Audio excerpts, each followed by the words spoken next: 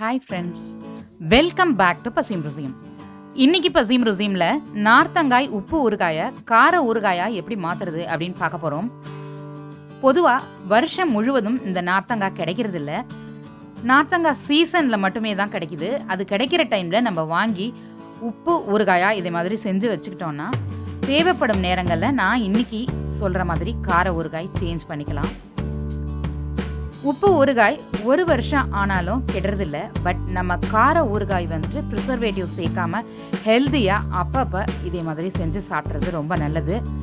வாங்க எப்படி செய்யறதுன்னு பார்க்கலாம். நார்த்தங்காய் உப்பு ஊறுகாயை இதை மாதிரி குட்டி குட்டி பீஸாக கட் பண்ணி எடுத்துக்கணும். இது கூட அது நினைகிற அளவுக்கு சுடுதண்ணி சேர்த்து க்ளோஸ் பண்ணி ஒரு 10 minutes ஊற விட்டுடணும்.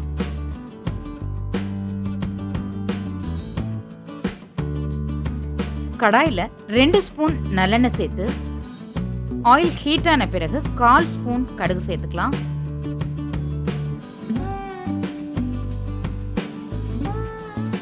கடுகு வெடிச்ச பிறகு இது கூட நம்ம ஊற வச்சிருக்க நார்த்தங்காயை சேர்த்துக்கணும்.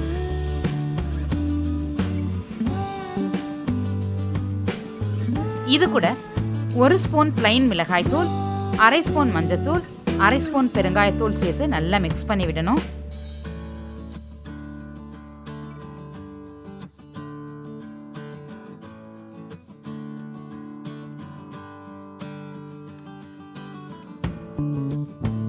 இந்த மாதிரி கரண்டியாலே கொஞ்சம் மசிச்சு விட்டுக்கணும்.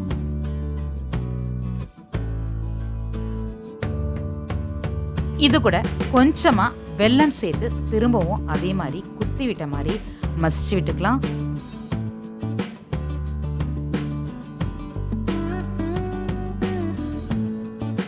உப்பு ஊறுகாயில நம்ம சேர்த்த தண்ணி வத்தி நல்லா ஃப்ரை ஆகணும், இல்லைன்னா ஊறுகாய் சீக்கிரமா வீணாயிடும்.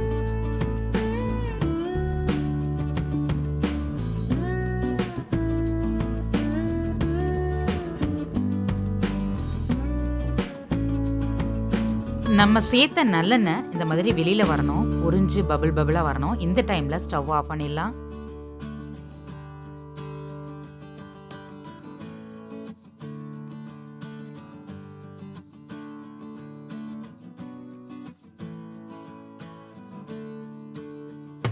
நல்லா ஆறின பிறகு இந்த மாதிரி ஒரு ஏர்டைட் கண்டெய்னரில் நம்ம ஸ்டோர் பண்ணி வச்சுட்டா தேவைப்படும் பொழுது சாப்பிட்லாம். சூப்பராக இருக்கும்.